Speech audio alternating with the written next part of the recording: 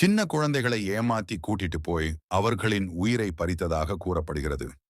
இது இந்தியாவில் நடந்த மிக மோசமான பெண் குற்றவாளிகளோட கதை. அஞ்சனா பாய், சீமா கவித், ரேணுகா ஷிண்டே.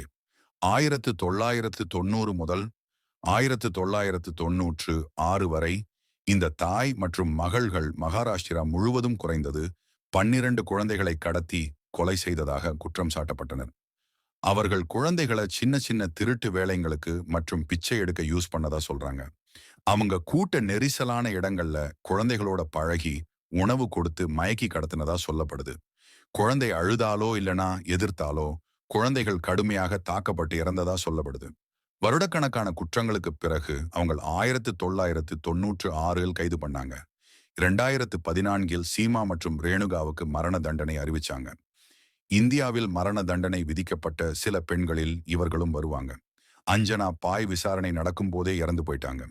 ஆனா 2022 அவர்களின் மரண தண்டனை ஆயுள் தண்டனையாக குறைக்கப்பட்டது. நீதி கிடைப்பதில் தாமதம் ஏற்பட்டாலும் அவர்கள் செய்த குற்றங்கள் மறக்க முடியாதவை. இந்த வழக்கில் என்ன நடந்திருக்க வேண்டும் என்று நீங்கள் நினைக்கிறீர்கள்? உங்கள் கருத்துக்களை கீழே தெரிவியுங்கள்.